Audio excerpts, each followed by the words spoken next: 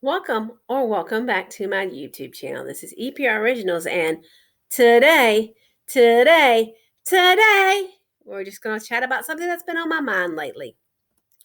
But before we get into what I wanted to chat about today, I want to give a big shout out to the BCLers for this week, and starting with Budgeting April, to thank her for all the hard work she's done putting together the hashtag BCL movement. One of our first budgeter for this week, this is round 5, week 3, I believe, is Barbara Lynn Budgets. She is new to me. I've watched a couple of her videos and I've subscribed to her channel, and I think I'm going to enjoy watching her. Next budgeter is Michelle at Michelle's Free2Fly Journey.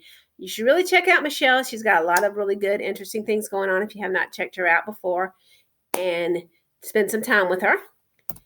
And then Cash Stuffing Mama. I've been subscribed to her for a little while, and I enjoy watching her content, and hopefully you will too. And take some time to check out these 3 ladies this week and spend some time with them.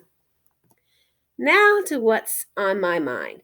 Actually, before I get into what's on my mind, I just kind of wanted to put this that I've been thinking about out there to kind of maybe give you guys something to think about concerning your budget, because this is just something I've been thinking about lately and trying to decipher for myself.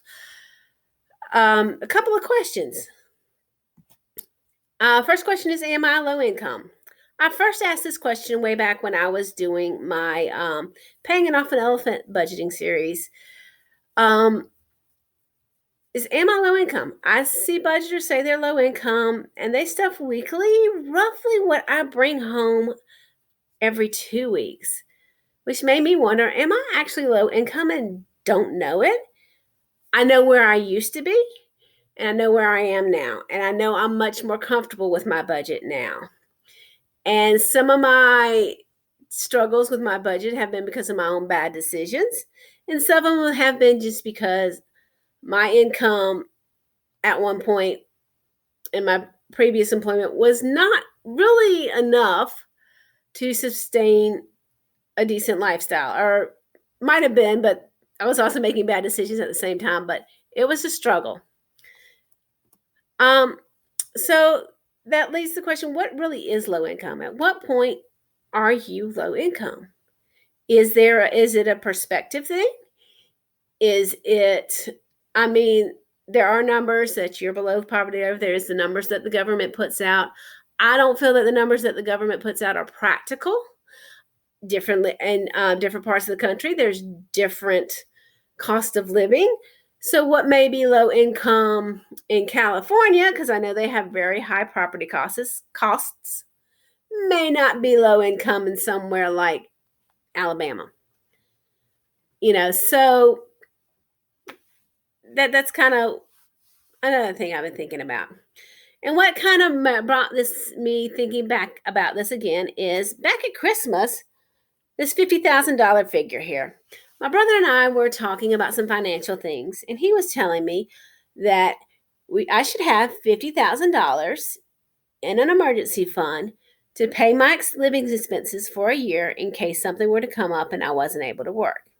And I thought to myself, I don't even bring home $50,000 a year after taxes. So if $50,000 a year is what it should take a person to live on, I might be low income. So I thought about it and thought maybe I should look at my budget from a different perspective and try to look at what if this was different and what if that were different in my budget. How would I view my income? Would I view it as moderate income? Is what I feel like I am. I feel like I'm a moderate income. Or would I view myself as being low income? So I started looking at my budget puzzle here. And this isn't really broken down like most people would break down the categories of their budget, but it's broken down the way that I think for my personal situation, the way I think it's best to look at things. Hi, Rigel. Rigel just said hi if you heard her. There's my bills, which are, utilities, insurance, et cetera, et cetera. And those are pretty much, they are what they are. You can do a little bit of shopping around and getting some of those reduced, but they pretty much are what they are. Weekly expenses, which is my wallet stuff, is gas, groceries, etc. And there's some wiggle room in there. I can, there's some places in there I can cut back. And then savings, which is my sinking funds and savings challenges and stuff like that, which is pretty much basically what doesn't go to the other categories. And then there's this housing category. And I don't talk about my housing much. I paid off my mortgage at the end of 2021. I bought my house in 2001. I paid roughly, actually, before I get into what I paid roughly, currently what I set aside for housing costs and what you don't see me do is $250. That's $250 per month. That $250 covers my homeowners association fees, my homeowners insurance, as well as my property taxes. So $250 a month is what my housing costs are right now because I have no mortgage. My housing costs when I was paying my mortgage were probably roughly $400 more per month. I've always paid more on my mortgage than what it actually is to help me pay it off sooner.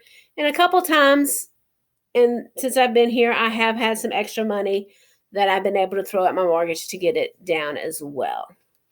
So I thought I would look to see how my budget would look if I had a mortgage or if I had rent. What would my budget look like? How would I feel about my income level if I was having to pay a mortgage or having to pay rent right now?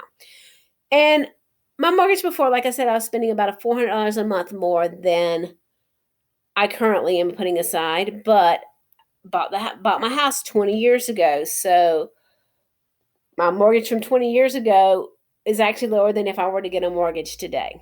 And if I was paying rent, I know in my area to get a place similar to mine, probably slightly smaller, in a decent neighborhood, would probably cost me a minimum $1,000 to $1,100 a month, maybe slightly more. So, for argument's sake, I'm going to say that would be $800 in my budget more. We're going to assume that all my other bills are the same cost. In reality, they'd probably be slightly different, but we're just going to go assume that they're all the same cost.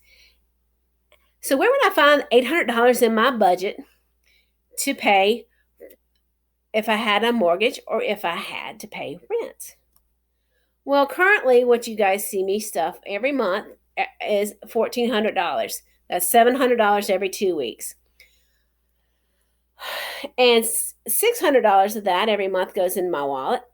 $800 of that every month goes into my savings, my sinking funds, my savings challenges, roughly thereabout. One thing you guys don't see me do is I leave about a $60 buffer in my account every month. Roughly $30 every pay period. It's probably more like $35-ish, but we're saying 30 for argument's sake here. I'll leave that buffer in my account. And every couple months, what I haven't used of that buffer, I will leave like $50 buffer in there, and then I'll move the rest to a savings account. So that's kind of actually some additional savings I do that you guys don't see me do. So you see, I've got $800 that I'm saving currently. So that would cover my additional housing expenses, but I'd have nothing to put in savings. And you always need to be saving something, even if it's a little bit, just because you never know what's going to happen down the line. So, in order to get a little bit more savings, I can take my $60 buffer, and I feel like I could stuff $40 less every paycheck in my wallet, which would be $80 less a month. So $520 in my wallet, and pay that $80 and the $60, and I'd have $140 for savings, which I guess you could say is good. However, I kind of feel like I should be saving a little bit more money than that every month. But that's just me. So I still think I'm probably still moderate income. I can see where someone might say that I'm low income because there's not much savings money left for savings there. So I kind of hope I gave you guys a little something to think about with your budget and maybe a different way to look at your budget and say, what if this were different? Or what if that were different? How would that affect my budget? How would I feel about my budget? I know I feel pretty good about my budget because I know where I used to be. I know I used to have to struggle to pay my bills. I know I used to um not want to miss a paycheck. I used to be at a point where I was waiting for the paycheck to hit so I could go put gas in my car or I could go get grocery shopping. And I'm not there anymore. I feel good about my budget now. And I might be considered low income by some, but I'm going to say I'm moderate income. I'm going to say that's where I am cuz that's what I feel. So, thank you guys for watching me and putting up with me and letting me ramble. And like any other YouTube channel, you can like, subscribe, share, all those wonderful things. Bye, guys. And I'll see you for my regular payday weekend stuff. And I hope I've kept you entertained for these last few minutes.